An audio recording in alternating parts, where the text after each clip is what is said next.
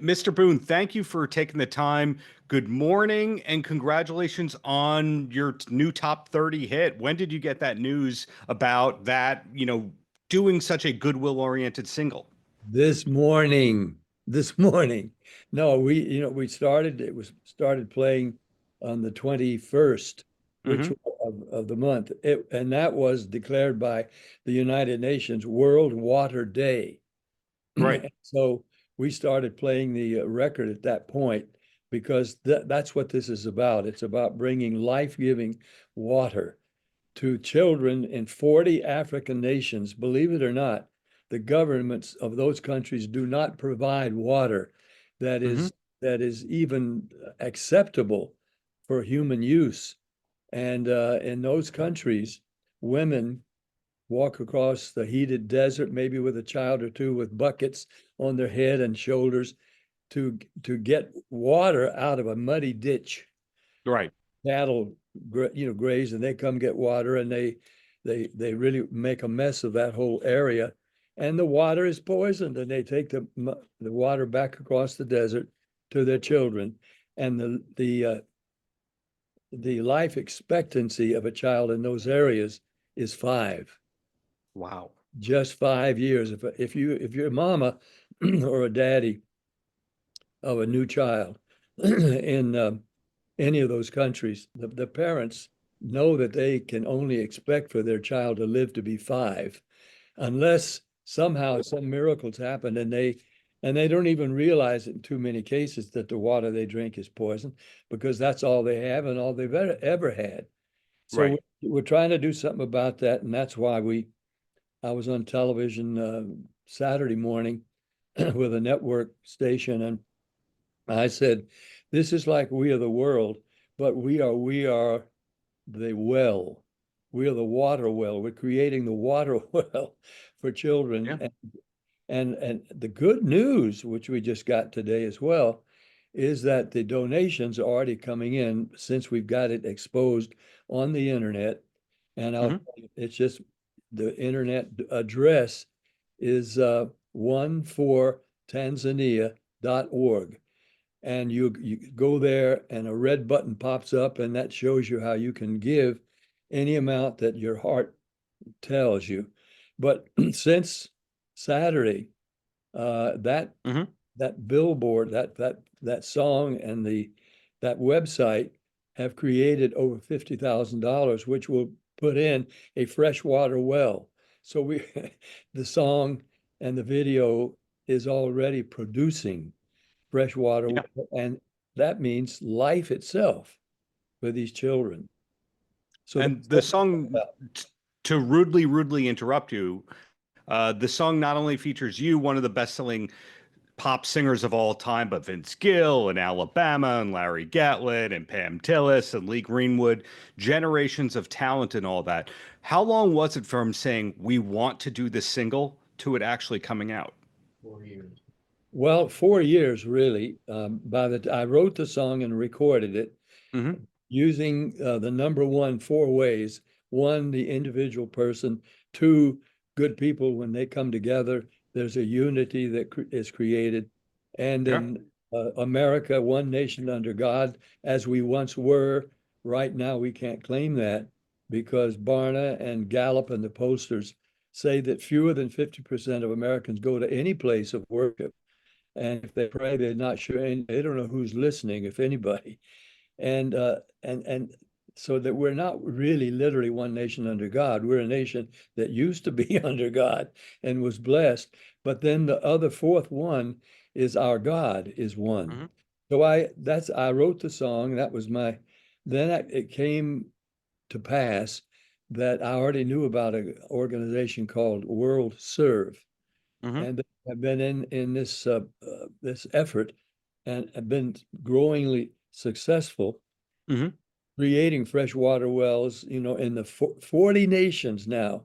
Hmm. When I first started in this crusade through God TV, and they had a program already instituted called Cape Town to Cairo, and that is all the 40 nations. I didn't know there were 40 nations, some of whose names I can't pronounce, and I have no idea where to find them, but it's in the continent of Africa, 40 nations whose governments do not provide to the inhabitants of those nations, except in the cities and the more populous areas. There's no provision of fresh, health-giving, life-saving water. And so they've been making do with poisoned water for Right. centuries. So now we can do something about it. And I think that my fellow Americans and human beings are going to see not just the need, but the blessed way to come to the aid. And there's a scripture that those of us who are still church-going, Bible-believing people, Mhm. where Jesus, in his own words, when children were crowding around him, because they were attracted to this figure named Jesus, and his disciples would say, "Wait a minute, kids, get away, leave them alone." And Jesus said, "Shut up." No, wait a minute, he didn't say that. That's not what Something similar, sure. it says. He rebuked Right. them. And I'm sure from him it was serious. And then he said to him that, and that this is literally his words, "If anyone gives even a cup of cold water to one of these little ones who is my disciple, truly I tell you, that person will certainly not lose their reward." Now that's a Mhm. promise of God. In this case, explicitly, if we get a fresh or clean water in the hands of a child, God's looking and he will bless us for it. So I hope that's an inducement to people, because it is a God thing we're talking about, and it's working just Yeah. now. For me at 90, to be number 28, I think it is, on the pop charts, ahead of, in some cases, when we went on, we're ahead of Lady Gaga, not Meatloaf. That's no, what's his name? Jelly Roll, Jelly Jelly, roll. and Billie Eilish. I mean, I'm mixed in with all those really top hot pop figures. I say I, and my name's on it, but it's the song. But it was Right. 4 years ago. That's the long-winded answer to your question. We began it 4 years ago, and we've stayed with it. And now we're starting to see the power Mhm. of persuasion. If people know the problem, we're still good-hearted people in this country, and entertainers Sure. especially. I've got to tip my hat to entertainers, not just country performers, but entertainers who know we've been blessed, have really, almost all of us have this feeling that, hey, we owe something back. We are being blessed beyond our own worth, maybe. Yeah. And we want to share that with others who will never have the blessings that we have unless we pitch in and give. And so entertainers do that. Every entertainer that I was able to reach personally has participated. There were others who are now contacting me, big name Mhm. people, and I won't embarrass them, but why aren't we on this? Why am I not on this? And I say to them, look, I and my group tried to reach you through your representatives, but we just never got word to you, never got any word back. So we had to go for World Water Day, which we've done. So Mhm. we might be persuaded to do a volume 2, in Oh. which a other group of performers, if they want, can sing to the record track and to the accompaniment of these naturalized citizens from these countries, mainly Tanzania. They sing with us on this record because Mhm. they, in Swahili, they sing my words, which I wrote in English. They heard that they're in Nashville, and they get together on a regular basis and sing their gospel songs in Swahili. And Wow. and they do it in Tanzania. The group have made another record of just them singing these words that came up in my heart and soul, and they've recorded those in their language in Mhm. on whatever radio there is in Tanzania, but the other countries as well. They know Americans are coming to the rescue, and so we're just getting started. And I appreciate that you are one of the earliest ones Well, to let your audience know about it. Well, thank you. And you said Nashville. And a couple days ago, I was in Los Angeles, hanging out with a friend who's a professional drummer who plays with a lot of bands named Francis. And I said, "Hey, Francis, I'm talking to Pat Boone in a couple days." And he said to me, "Oh, wow, Pat Boone. That is a name that taught a lot of people how to play drums." And then he told me about the Pat Boone, Debbie Boone Yes, rhythm method. pop, pop, da, ba, da, pop, pop, da, ba, da, Pat Boone and Debbie Boone. Yeah, that is, they all know it. Most all drummers anywhere. Hey, why don't you use Pat Boone, Debbie Boone? That might fit this song. and they do pop, pop, da, ba, da, bump, pop, da, ba, da, bump, pop, da, ba, da, Pat Boone and Debbie Boone, and bump, da, da, da, da, bump, bump. Who knows? Yeah, so that's something that's been around for decades. Did you immediately know about that? No, no, it had been circulating, I guess, for a year or two. And finally, a drummer that I worked with, and I forget which one it was now, said, you know, we drummers have a lick, we call it, and bump, bump, ba da ba dum, bump, bump, ba da ba dum, bump, bump, and it's very usable. And so, yeah, Debbie and I both are delighted. Sure. So that came up in conversation. What also came up in conversation with my friend Francis was you recorded one of my favorite albums of all time, which is Pat Boone in a Metal Mood, which Uh, came out about 30 years ago. It's amazing how time has flown on that one. oh man, in 99, I think it was 97, 1997. And yeah, that was a result of my traveling with my own musicians who are still with me after 40 years or 50 years, Yeah. five guys. And we were in England and doing a tour. And they said, look, Pat, we were at an airport waiting for the next plane and just talking. And they said, we love playing these songs and the audience all loves them and they're big hits, but why don't we go in and record something else together? And I said, believe me, I've been thinking and trying to think of what we could do that I haven't already done 10 times already. I mean, I had been so prolific Right. uh, as a recording artist that I didn't know it, but we were already building toward a statistic now that Frank Sinatra did 1,500 songs in his career, all classics. Bing Crosby was my role model, and he recorded some 2,000 songs.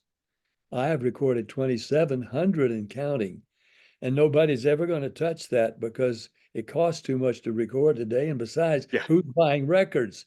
Who's buying albums and records? But to my, I guess, credit, I've been just a fool. I love recording more than any other avenue of singing because Yes. once you go in a studio and you make a record, it's permanent, it lasts.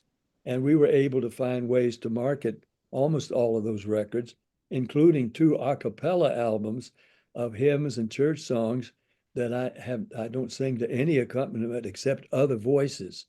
And Hmm. if you don't sing well with a vocal group, you better not do it because Right. every sour note is going to stand out like a sore thumb. So I'm very proud of those two a cappella albums of mainly gospel and church songs that I recorded years ago because I knew that my teenage and young fans may not be churchgoers and they never hear these songs. They don't know about them. And so I figured they'd buy almost anything I will record. And so back in as early as the 50s, Hmm. I recorded the first ever million selling hymn album called Hymns We Love. And there's not a musical instrument except our voices on those two albums. So it's been and is still to this day, it's what I love to do is to make music. Hmm. And the actual writing of songs is a more recent thing, only in the last, I don't know, 30 or 40 years. Right. out of out of the 70 years I've been recording, did I start recording my own songs, writing my own material from time to time and increasingly. And then this one, which I had hoped sounded like a Neil Diamond song, and I think it does, anthemic and strong and bold. And the way Neil Diamond, I tried to get to him to help me with this song one when it was just a recording and an album before we utilized it now for this, for the water well. Right. But he was already beginning to slip into a twilight place and Yes. wasn't Sadly. performing anymore. So I went ahead and recorded it. And then after that, it was in the album, this church group called World Serve, who was already in the well drilling business, Christian group, they heard the song and said, "Can we use this? And can we make a video of it and create what we are now doing as We Are the World or We Are the Well?" We're the well, yes. Well, I have one more question or compliment for you. It's a compliment question for you, if you don't mind, Mr. Boone. I don't. It's Pat, by the way. Okay, Pat, thank you very much again for your time and all that. So, an admirable thing about your career is not only the long-term success and the philanthropy angle of so much of what you do, but when we go to your YouTube channel, we see a lot of the original television projects that you were part of. It has everything. And when I had the pleasure of first interviewing you like 10 years or so ago about the 25th anniversary of Pat Boone in a Metal Mood, it's because you owned it. So the recurring theme is that you own your masters. And when you started, very few artists had any kind of ownership or control or destiny. They didn't have the entrepreneurship that you did, and yet you still do. So I'm curious how you knew to have that foresight to own everything. Well, I like what you're thinking, but it's not quite accurate in that in my early career, I did not own the masters at all. And when I recorded like Fats Domino's Ain't That a Shame or Little Hmm. Richard Wop Bopaloo Mop Bop Bop Yeah. Bop Tutti Frutti, people have an erroneous idea that I was taking something from them and impeding their progress instead of letting their records become the big hit. Well, their records were not being played on pop radio. In fact, it was rhythm and blues, and it was called race music when Right. I recorded some of those songs. But Fats and Little Richard and others have publicly said they made more money from my records of their songs, but bringing them into what we call, well, rock and roll. Elvis and I were midwives at the birth of rock and roll because in the Right. 50s it came into being and we were right at the forefront of it. But it had been race or R&B music. So now those artists are widely known because Elvis and I and others did their songs, which we did not own. But by the way, in Elvis's case, I think Colonel Tom Parker, he didn't own some of those already published rhythm and blues songs, but a lot of the things that Elvis recorded after that, of course, uh, Colonel Parker saw that he owned the songs. In my case, I never asked that. I came to own only the ones that I had written or put out on a label that I started years ago out of anger and opportunism Hmm. after I was no longer on a label and was not necessarily desired to be on anybody's label because I wasn't having hit records at that point. And so I started my own label, and I knew there were other artists like me, like Andy Williams and Tony Bennett and Perry Como and all others who were either already dropped by their labels or they just weren't on a label anymore. And yet they were still performing like me. And Yeah. so I started the label and called it Pat Boone's Gold Label. I didn't want to call it that because I didn't want my name necessarily at the top of it because, I might be hesitant to do an album on Glenn Campbell's label. There's a professional pride, but we called it just uh, Gold Label. And then we got a ton of mail from people say, "How Pat Boone, how can you do this?" And I do what? And said, "Gold Label, it's a porno site." What? It was. And that's why I had to name mine Pat Boone's Gold Label, because otherwise, people thought I had really flipped out. And so after then, of course, on Gold Label, and other artists coming on a label that I formed and was financing, Yeah. I did own those and certainly my own. And all my records that I have recorded in the last 20 years, 25 years, I do own. And so you're right, I can do with them what I choose. And what my choice is, one, I'm one, I used the letter one again, number.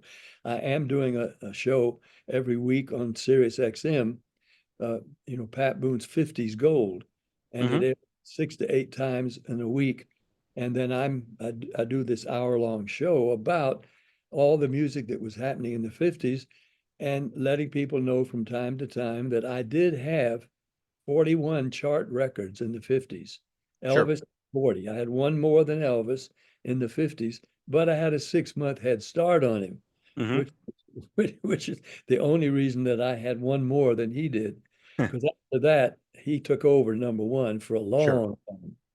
So it's been a checkered kind of a career, but I don't have to own the masters. But in the case of many of these songs that I play on the 50s Gold, Hmm. live performances, the songs I did on the Pat Boone Chevy show, and there's some 350 of those in the Yeah. 3 years that I did that show. I do own those live recordings when they were live. And really, at various times, I can't personally tell the difference between the record that I did in the studio and the live version Wow. of it, whether it's Love Letters in the Sand or Ain't That a Shame or any of the other songs of mine that you'd pick.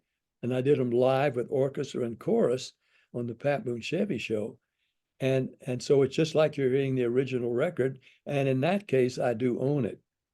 And so I've had to learn as I've gone, and here I am at 90 with in the second week of release when the numbers come out, number 28. The first week, just records added. In the first week, I was number two, Hmm. and again ahead of all these other famous people that are having hit records right now. Well, I'm hoping that mine. Well, I just threw that word "well" in accidentally. We are the well, exactly. Yeah, So, had that coming up. so to recap, what I've learned is this single is doing very well. I did it too. I didn't realize oof. Well, the single is doing excellent as a top 30 hit, which you just learned a couple hours ago. We'll see where that goes. You never know when the next recording might come because you love recording and you Yeah. arguably hold the record on number of recordings. Oh, yeah. Uh, you, That's never going to be disputed because it costs too much to record today.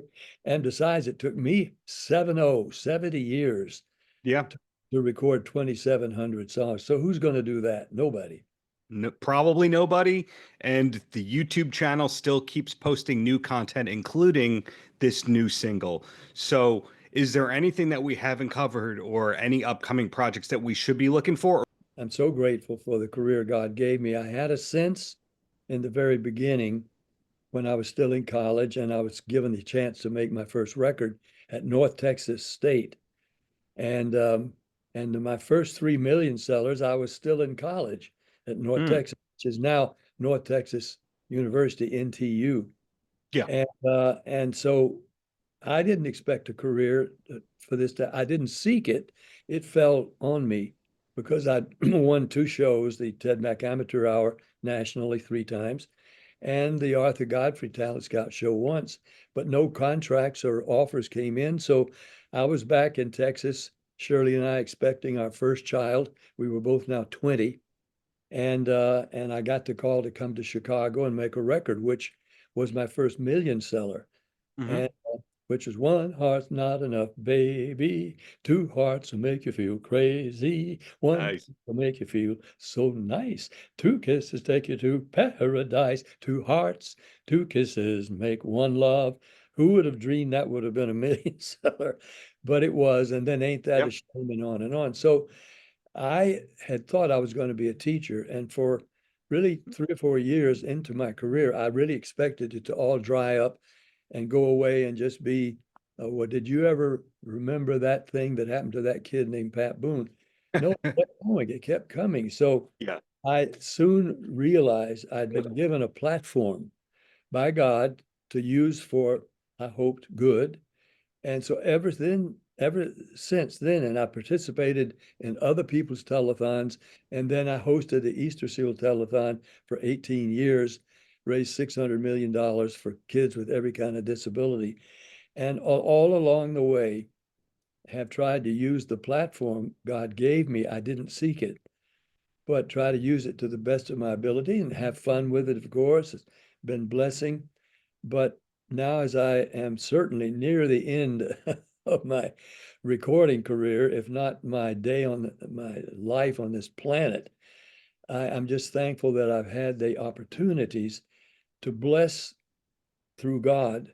God blessed through me, really, people in other ways other than just music. And so I'm just a grateful guy, and trying to let God use me like a toothpaste tube.